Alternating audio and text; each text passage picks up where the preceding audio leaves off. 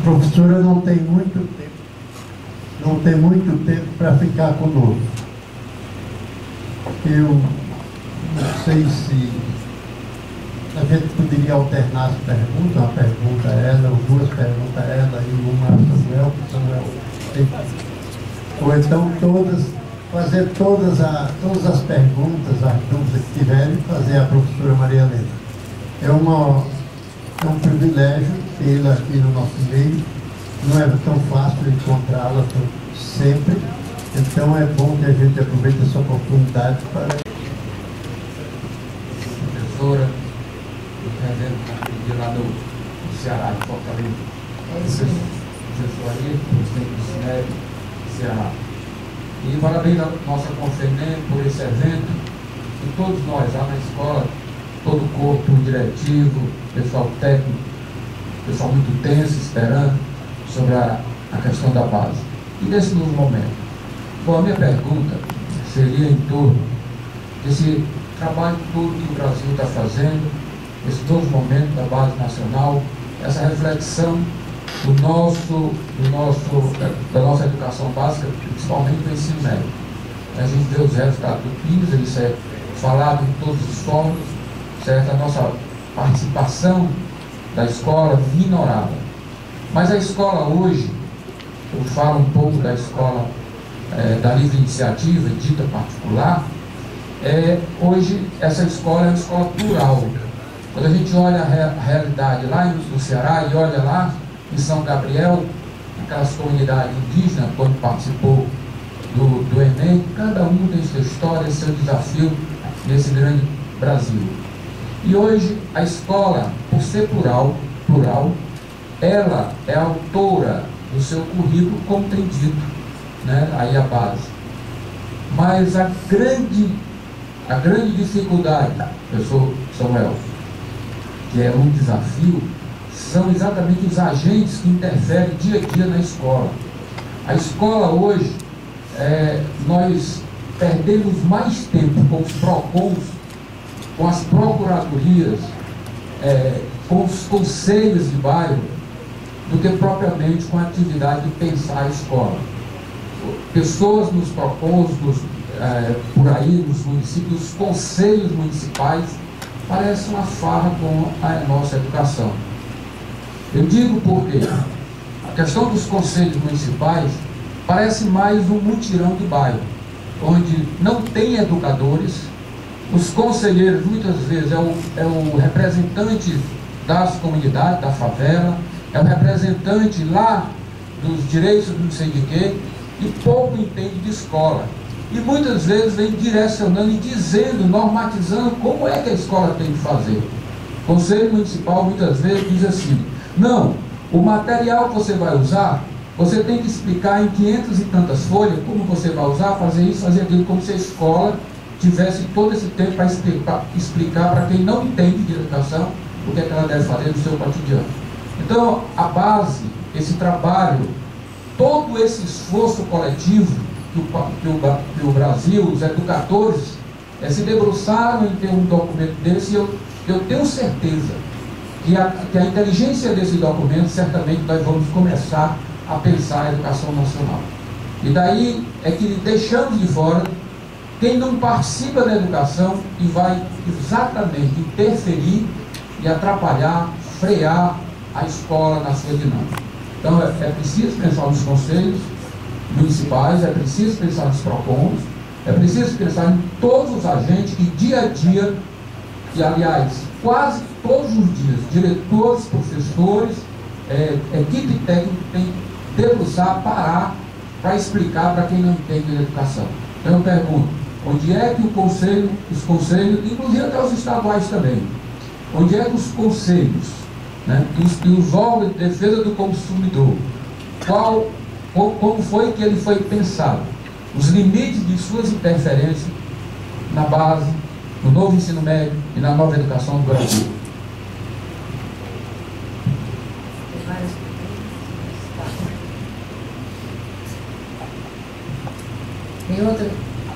Tem outras perguntas?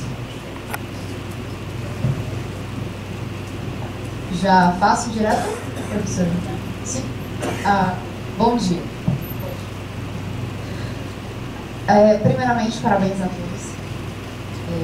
Muito rico esse seminário para nós educadores. Meu nome é professora Ivanovska, trabalho em Fortaleza também, em uma escola particular. Na verdade, fazendo todo um resumo geral da base, eu achei maravilhosa. Eu trabalho diretamente com o ensino médio, diretamente com professores.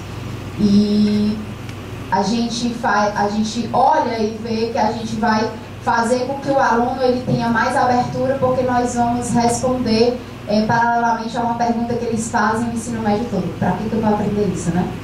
Então, a gente não vai estar ministrando conteúdos que aquela fatia, minoria do ensino médio que já sabe o que quer, a gente já vai estar respondendo. Mas a minha pergunta é, diante de toda essa situação, todos esses dados que foram ditos de provas, de índices, de PISA, de avaliações que nós temos para ver o nível de educação no Brasil, a gente faz por um método de avaliação, que é a avaliação escrita, né? Em grande maioria.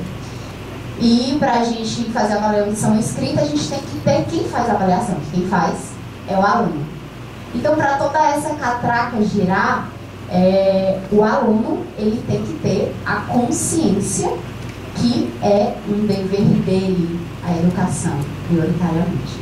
Porque a gente pode colocar na melhor escola do mundo com todos os recursos. Se ele não quiser, ele não vai estudar, ele vai fazer uma péssima prova, ele vai soltar a presença e responder de qualquer forma e vai refletir nos índices. Então, assim, o aluno, quando ele entra, vou dar... Nós vamos ser um pouco prolixo, né? Vou dar um pouco de introdução para poder fazer a minha pergunta. O aluno vai ter o contato com o conhecimento e ele vai ter o processo de conhecer o conhecimento. Nesse processo, quem faz esse processo é o professor. E aí cai no que o professor Samuel falou, que a gente tem que formar os professores, porque dependendo de como esse processo vai ser passado do professor para o aluno, ou vai ser traumático, ou vai ser fantástico para o aluno. Então, quando o aluno ele conhece, ele vai amar ou não o conhecimento, só se ama aquilo que se conhece. Então a gente vai ter os alunos que amam o conhecimento e os alunos que vão achar que é uma coisa chata e não vão estudar. A minha pergunta é, em todo esse processo, como que está sendo pensado inserir a autorresponsabilidade do aluno? Porque para aqueles alunos que não vão amar estudar, os resultados vão ser reflexo da autorresponsabilidade dele, de como ele encara o estudo como um dever dele. E aí, para isso, ele tem que achar um motivo e um sentido para estudar, não é isso? Então, isso vai refletir diretamente no autoconhecimento dele, que foi o que o professor também falou. Ele tem que se conhecer. Então, a minha pergunta é, como que foi pensado, nesse todo o processo da base, a inserção do trabalho da autorresponsabilidade como estudo?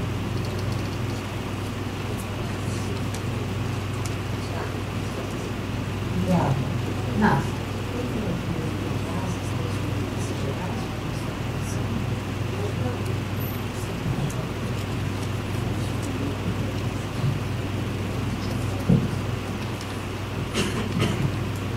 Bom dia, eu sou Marcelo, né, do Nordeste, Piauí, e eu tenho algumas dúvidas sobre o ensino médio, né, sobre a parte diversificada, sobre a parte obrigatória, né, porque é sabido que a gente não é intenção preparar para o Enem, né, a nova base não é intenção preparar para o Enem. Mas a gente sabe que hoje, né, o Enem ele norteia muita coisa, né, na escola de hoje. Então, assim, como vai ficar o Enem nessa... Ele vai cobrar somente a parte obrigatória das suas provas?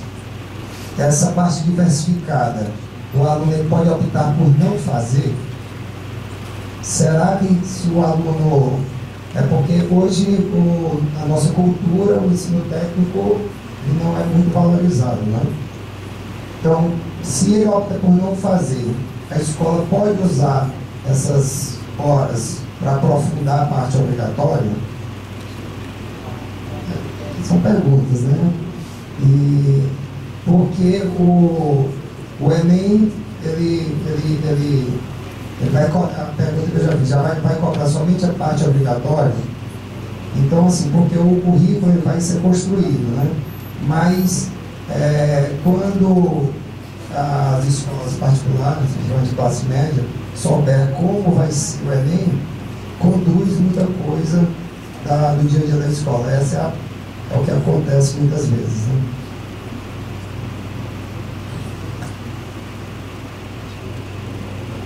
Tem mais alguma?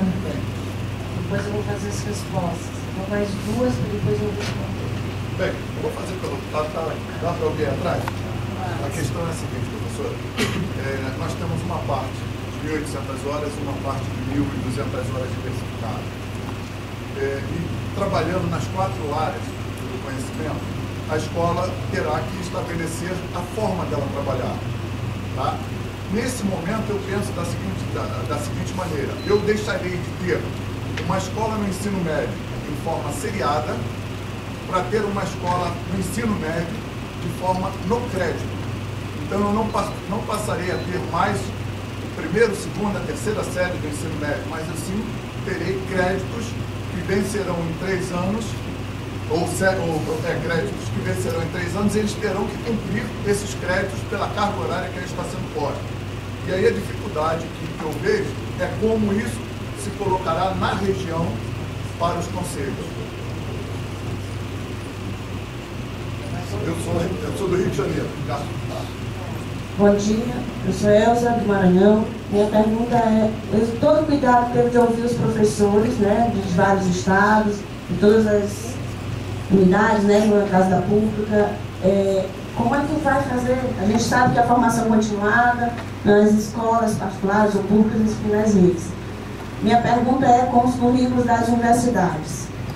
O que o MEC está vendo, o que a base propõe, essa reforma, já que o desafio aí é chegar próximo, né, ao chão de sala de aula, porque nas universidades o currículo está bastante defasado. Obrigada, professor.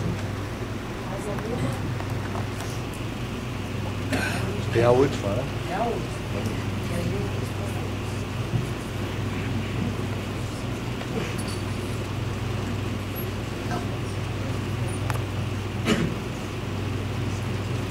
Bom dia, Teresina, Piauí, professor Alex. O colega Marcelo até já levantou um dos pontos que eu ia falar, que era sobre o Enem, porque sempre os currículos estaduais são norteados pelas universidades do Enem. Tudo do ensino médio estruturado para atender a Universidade Federal, a Universidade Estadual de cada uma das unidades da federação. Aí o Enem veio e deu uma outra cara, e o ensino médio voltou para o Enem. Como ele já fez esse questionamento, eu vou um questionamento mais prático. Falou-se em formação continuada. O processo vai ser paralelo, né? Porque vai entrar em vigor a nova base e o ensino médio, e os professores vão ser treinados em paralelo. O senhor colocou que se não for para entrar, para fazer, não entra. Como é que os CINEPs como um todo, os estados, vão fazer em relação a essa preparação dos professores? Para quem vai ficar esse ônus? Vai para as escolas particulares? O setor público, provavelmente o setor público vai fazer alguma coisa. Aí imagina, se a minha escola não prepara os professores para atender essa nova demanda da base do corretor, o meu concorrente irá fazê-lo. O que vocês passam na cabeça de vocês? É melhor os CINEPs promover algum tipo de formação continuada e que isso atenda a todas as escolas participantes? Ou vamos deixar que, entre aspas, cada um se vire, porque é até bom que o outro, meu concorrente, não faça, porque ele vai ficar defasado em relação a eu que vou fazer o treinamento. Porque isso vai gerar um custo muito grande se quiser atender a proposta que está sendo colocada. Obrigado.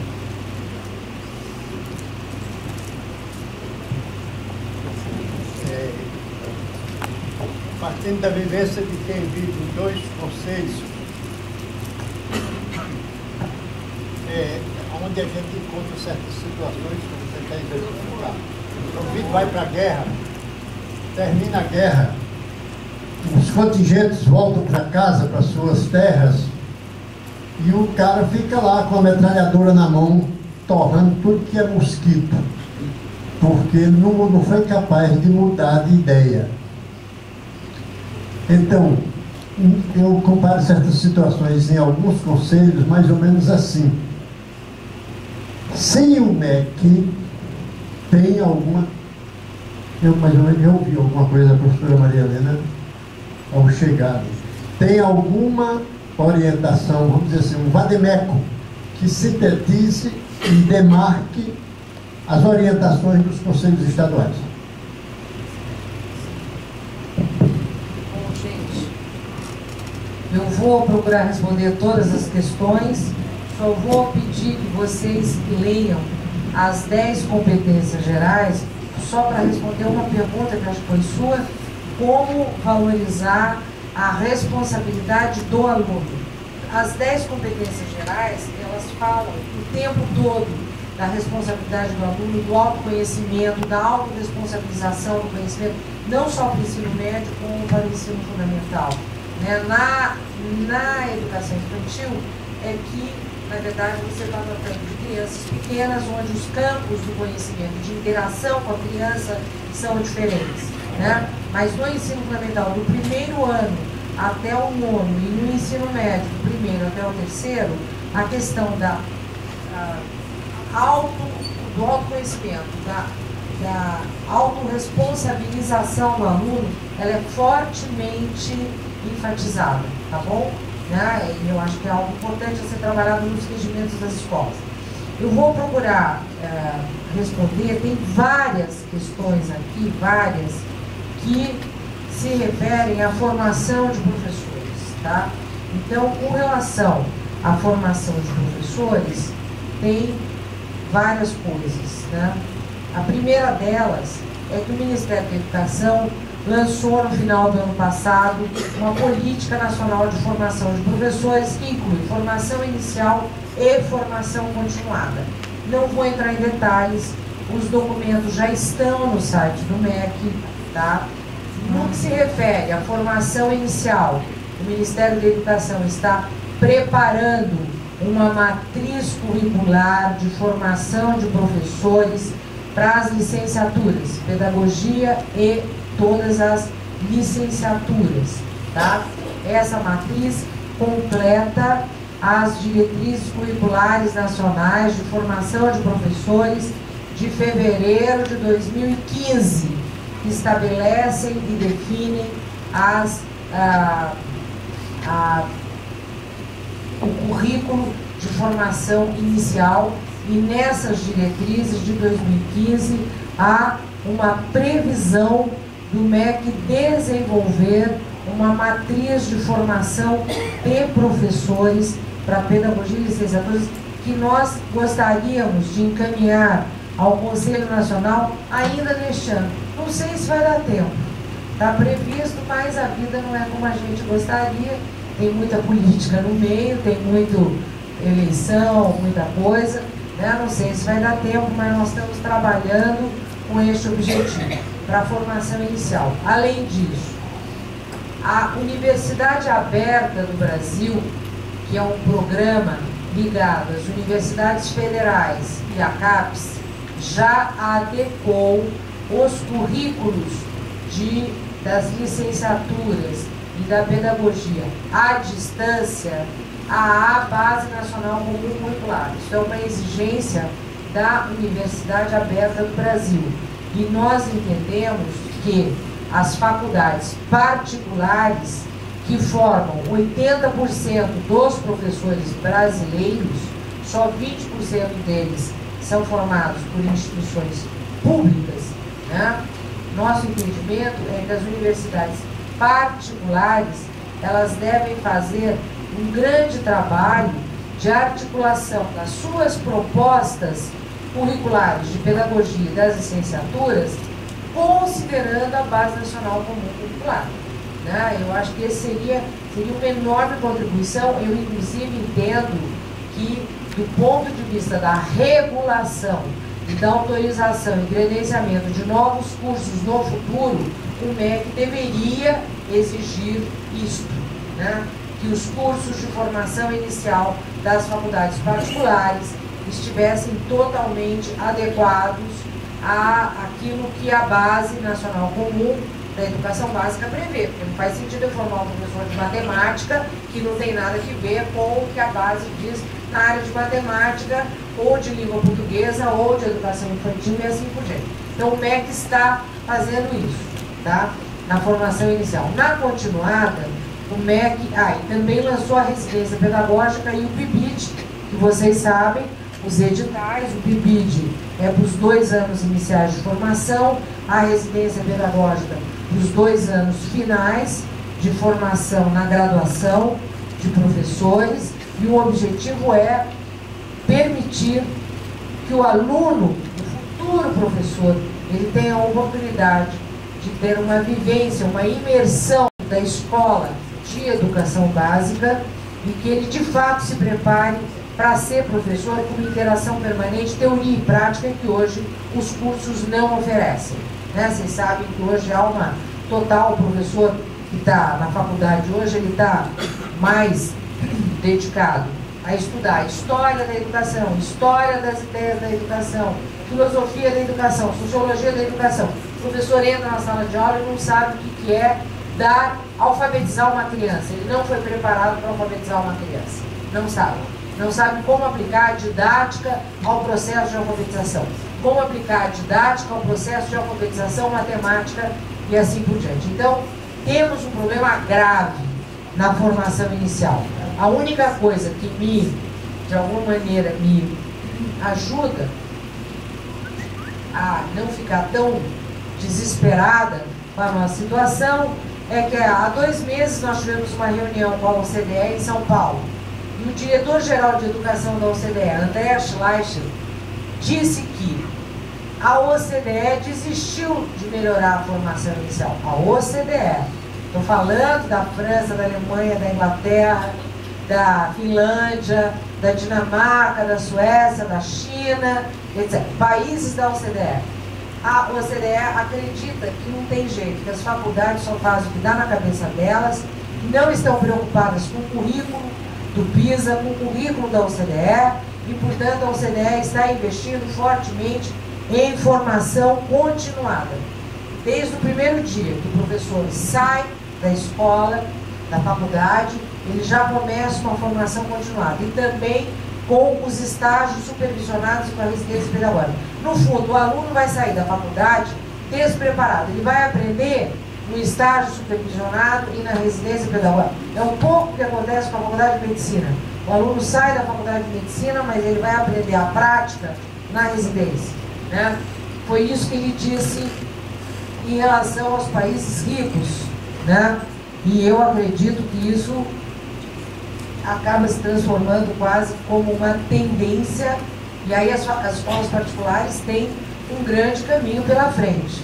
Eu até recomendo, quem sabe, as escolas particulares não resolvem criar faculdades de formação de professores, faculdades de formação de professores ou de especialização para ajudar a formar melhor os professores com foco na sala de aula, no aprendizado. Colégio Bandeirantes, por exemplo, hoje, lá de São Paulo, um professor entra no Bandeirantes, ele fica 3 anos fazendo estágio no Colégio Bandeirantes para poder ser professor do Colégio Bandeirantes. 3 anos. Olha como é difícil ter um bom professor na sala de aula de uma boa escola. Outros colégios, Mobile, em São Paulo, o Colégio Veracruz, estão fazendo a mesma coisa.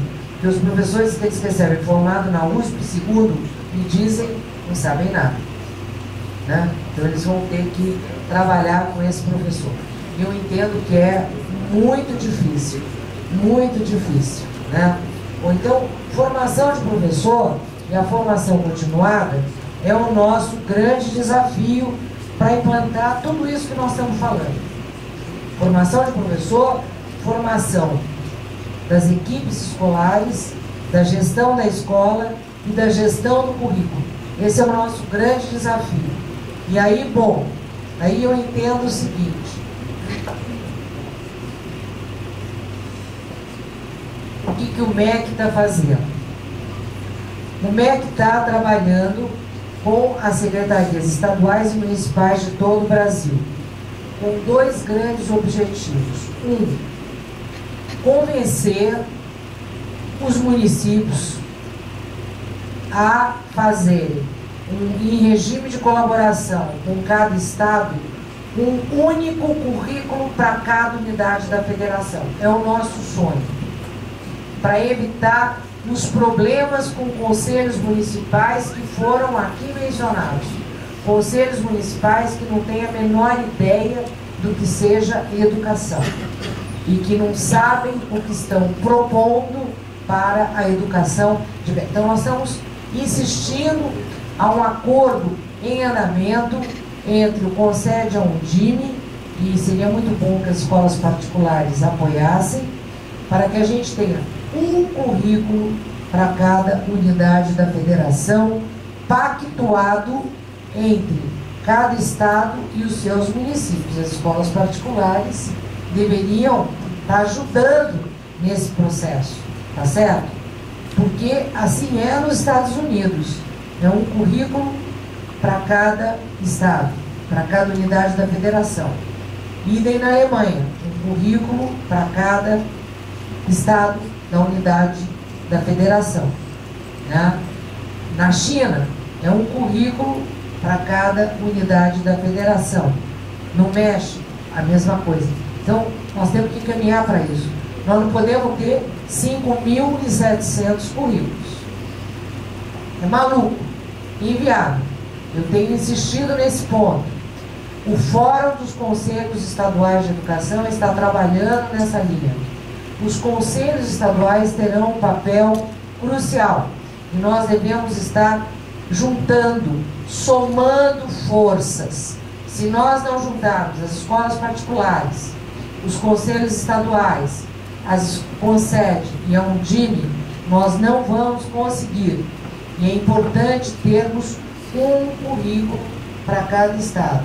Importante termos propostas de formação continuada que sejam compartilhadas, tá certo? O MEC está lançando um grande programa de formação continuada para as escolas públicas e estaduais e municipais. Nós começamos a semana passada, tivemos aí um seminário com 800 professores do Brasil que vieram a Brasília para dar o pontapé inicial.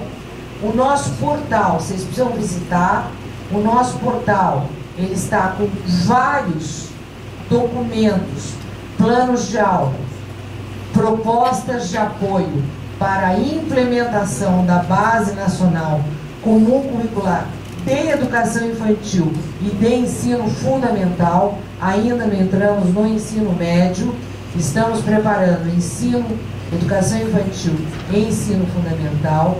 Então, esses documentos são de acesso livre, qualquer um de vocês pode acessar, utilizar, e as escolas particulares podem preparar outros documentos de apoio à implementação. Inclusive, nós abrimos uma área em que professores, escolas públicas e particulares que tenham alguma iniciativa interessante, elas podem colocar no site as suas propostas para serem compartilhadas com outras escolas. Nós estamos abrindo isso para viabilizar uma participação maior das escolas com iniciativas, e para isso tem um comitê de governança e um comitê de curadoria das informações, porque deve entrar muita coisa boa e muita coisa que não é tão boa e às vezes até perigosa, né? Do ponto de vista dos direitos humanos, tudo mais. Então nós estamos aí tomando os cuidados para filtrar essas informações e essas propostas de todas as áreas por exemplo, a Fundação Lehman está propondo uma série de coisas. Tem um centro de inovação da educação brasileira que está desenvolvendo uma série de propostas para a plataforma digital do MEC, para apoiar o trabalho do professor em sala de aula. Bom, tudo isso para falar que a formação de professor, a formação de gestor, a gestão do currículo são os maiores desafios para que a gente possa avançar. Junto com isso, eu concordo com o que foi dito aqui a respeito do regimento das escolas e da normativa, das normativas dos conselhos estaduais. Quer dizer, aí o Conselho Nacional está trabalhando junto com os conselhos estaduais para que haja coerência nesse processo, para que a gente evite uma ação ou uma situação de total desconexão entre os conselhos estaduais. É importante chegar, os conselhos não precisam ser iguais, eles não precisam tomar decisões iguais, mas tem algumas vertentes, alguns princípios que precisam ser norteadores das normas dos estados. A principal é um currículo para cada estado, para que os municípios e as escolas tenham mais um currículo estadual. Claro que a escola particular ela tem liberdade para fazer o seu currículo, e a escola, na sua proposta pedagógica, ela também tem liberdade para fazer a sua proposta, o seu projeto pedagógico. Mas você tendo um currículo por estado, isso facilita a vida, tá certo? Ao invés de você ter currículos, mais de 5 mil currículos, como eu disse. Um outro ponto que foi dito aqui que é muito importante, a questão da abordagem interdisciplinar e do ensino por projetos. Assim funcionam os melhores currículos do mundo, tá certo? Quer dizer, você pega aí Canadá, Finlândia, Austrália, né? As melhores escolas do mundo, elas têm hoje um Project Based Learning, que eles chamam, né? É o PBL. Muitas faculdades já usam o PBL, mas as escolas de educação infantil, de educação fundamental, de ensino médio, no mundo inteiro, estão usando o PBL, né? Quer dizer, você tem algumas aulas, por exemplo, que eu conheço, tipo aula da língua nativa, aula da matemática, aula de conceitos básicos de ciências, e o resto é por projeto. Tem muitas escolas assim em vários países do mundo e elas formam alunos espetaculares, tá certo? É mais difícil? Muito mais difícil, tá certo? Mas esse currículo hoje vai permitir isso. E, portanto, eu não acredito que nós vamos sair agora de um currículo engessado, tradicional, fragmentado, que uma disciplina não conversa com a outra. Esse é o nosso problema hoje, não há mesmo. Nem o professor de uma disciplina conversa com o professor da outra disciplina. Eles são totalmente distantes, é um horror, né? É um horror o que acontece. Nós não vamos sair dessa situação para uma situação ideal de um currículo interdisciplinar, com projetos integrados. Nós podemos começar a usar uma parte pequena ainda do currículo para desenvolver projetos interdisciplinares, para começar a desenvolver uma nova cultura dentro da escola e uma nova cultura na cabeça dos alunos, para que eles aprendam a entender o mundo sistemicamente e não de forma fragmentada. Então eu acho que tudo isso vai aparecer aí nos currículos, né? Formação, resolução, eu vi que aqui o que mais teve foi formação de professores. Vou falar um pouco de avaliação, né? E aí entra Enem, avaliação, tudo mais. Primeira coisa é o seguinte, o SAEB, o ano que vem, SAEB, Prova Brasil, eles já terão uma nova matriz de avaliação com base na Base Nacional Comum Curricular de Educação Infantil e de Ensino Fundamental. A do ensino médio não foi ainda aprovada, mas o INEP está estudando a Base Nacional do Ensino Médio, de tal forma que no próximo ano eles possam começar a fazer as adaptações para o SAEB, para a Prova Brasil, considerando a Base Nacional Comum Curricular de Educação Básica. No caso do Enem, o INEP depende da aprovação da Base Nacional do Ensino Médio, né? Daí tem um ano de adaptação para que ele possa fazer um novo Enem baseado na nova base a partir de 2020, provavelmente. É muito difícil que em 2019 o Enem possa ser alterado considerando a legislação em vigor. Acho difícil, mas, enfim, nós estamos aí num momento de mudança, eleição, ninguém sabe quem vai ser o próximo presidente da República, quem será o próximo ministro da Educação, quem será o próximo presidente do INEP, não é? Então não dá para eu afirmar, olha, não dá para fazer porque, né, essas coisas podem ser alteradas, né? Eu estou dizendo, de acordo com a legislação atual, a situação é essa. O ano que vem, uma nova matriz do SAEB e da Prova Brasil, considerando a Base Nacional Comum Curricular e provavelmente já uma adaptação para a Prova Brasil e o SAEB do ensino médio. No que se refere ao Enem, não dá para sabermos ainda. O Enem vai avaliar só a parte obrigatória? Foi a sua pergunta? Como é que fica a parte flexível? Não sabemos. Isso vai ser discutido agora. Sobre os créditos, foi outra pergunta que foi feita aqui. Forma de trabalho, DCNs, flexibilidade. Os créditos, está em discussão no Conselho Nacional novas diretrizes curriculares nacionais de ensino médio. Lembrem-se que as diretrizes em vigor são de 2012. Nós precisamos adaptar as diretrizes de 2012 à reforma do ensino médio.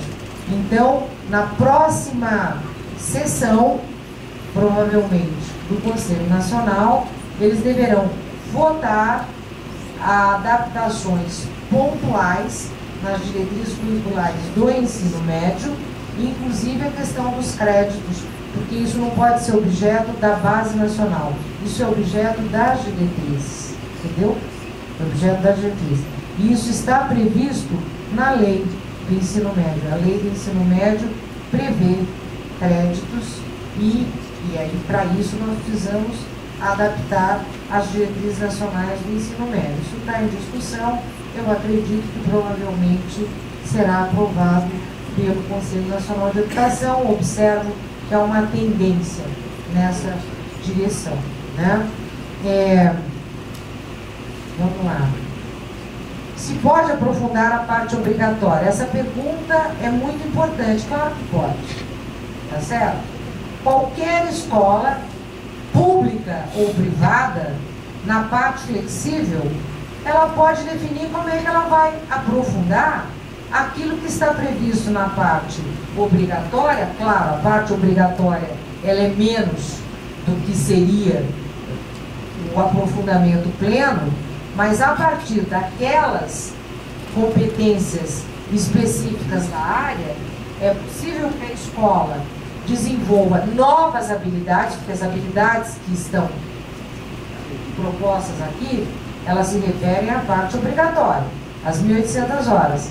Mas a escola pode, a partir daquelas competências das áreas, propor novas habilidades para aprofundar as áreas, entendeu? Então eu posso ter, como eu já disse, e até recomendo fortemente, que as escolas desenvolvam na parte flexível um aprofundamento em STEM, que é ciências, matemática, engenharia e tecnologias. Vale a pena, gente.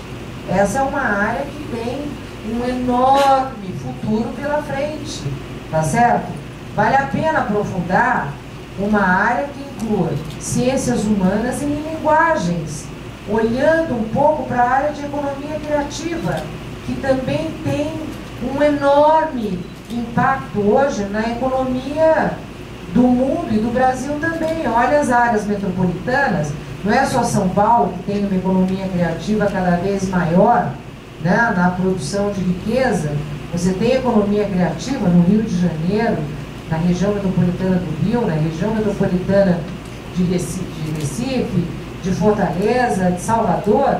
É uma área que vai gerar muito trabalho. E como é que vão ficar os cursos de nível superior na área de administração? Eles vão ficar do jeito que eles estão? Eu acredito que não. Eu acredito que eles terão que passar por uma mudança profunda. Vejam as iniciativas em curso, por exemplo, no Singularities College da Califórnia, ou no Olin College perto ali de Boston, de Harvard, né? Quer dizer, você tem mudanças no desenho curricular de nível superior que exigem um outro perfil de aluno que está saindo, egresso do ensino médio. E nós vamos manter as nossas faculdades do jeito que estão.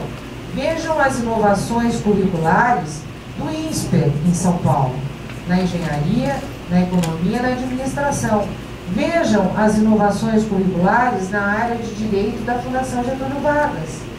Vejam as inovações curriculares que as faculdades de medicina, algumas públicas, outras particulares, estão fazendo nos seus cursos, né? Vejam as inovações curriculares do curso de medicina recém-criado pelo Hospital Albert Einstein, ou pelo curso São Leopoldo Mandique de Campinas, que é particular, ou pela FACAMP, que é particular de Campinas, na área de economia, administração e engenharia. Enfim, eu acho assim, a escola particular, hoje, ela tem condições muito melhores do que a escola pública de olhar para frente, pensar o futuro e formar alunos para um mundo cada vez mais desafiador, com profissões que nós não sabemos quais serão, um mundo imprevisível, onde os alunos têm que saber pensar, trabalhar em equipe, ter domínio de todas as ferramentas digitais, saber o que é uma economia robotizada, entender o que é Big Data, tá certo? Eles têm que entender as diferentes culturas, são pessoas que vão trabalhar com diferentes mundos, ninguém vai trabalhar num lugar. Eu sou velha, alguém aqui no começo falou da minha idade, eu sou bem velha. Eu vou dizer, eu sou bem velha, trabalho há muitos anos, tenho mais de 70 anos. Não vou dizer 70 e quantos. Passei os 70, tá? Então é o seguinte, eu estou aqui, estou firme trabalhando e quero trabalhar muito ainda. A minha cabeça é muito mais aberta do que muita mulher jovem que trabalha na área da educação, que tem 25, 30 anos e que só pensa em caixinha. Tem que sair da caixinha, pelo amor de Deus, tá certo? Tem que sair da caixinha. O mundo mudou, só não muda quem não quer. Eu que sou velha aprendi a mudar, não é possível que os mais jovens que atuam na área de educação não aprendam a mudar. Então, se tem uma recomendação que eu dou para todos vocês, vamos em frente. Nós temos que trabalhar, formação continuada, abrir a cabeça, olhar para as mudanças que estão em curso. Eu acho que a Base Nacional, ela convida as pessoas a pensarem nas mudanças, como foi dito aqui, é um belo convite. Ela não é uma camisa de força, mas ela é uma referência para a organização dos currículos. E mais, o MEC compra livro didático para todas as escolas públicas brasileiras, vocês sabem disso. O ano passado nós compramos livro didático para educação infantil e anos iniciais. Estamos comprando livro didático agora para os anos finais do fundamental. O ano que vem vamos comprar livro didático para o ensino médio. Todos os livros didáticos que nós estamos comprando seguem a Base Nacional Comum Curricular. E o livro didático é muito importante para mudar os currículos. Tá certo? Então, muito obrigada. Espero ter outras oportunidades. Obrigada e agradeço.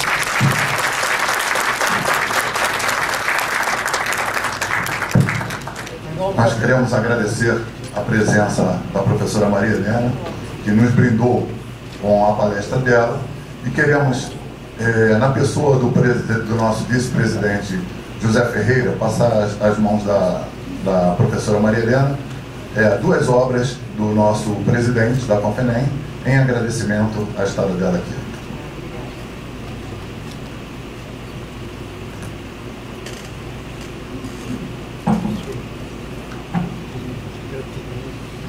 Sim, muita gratidão.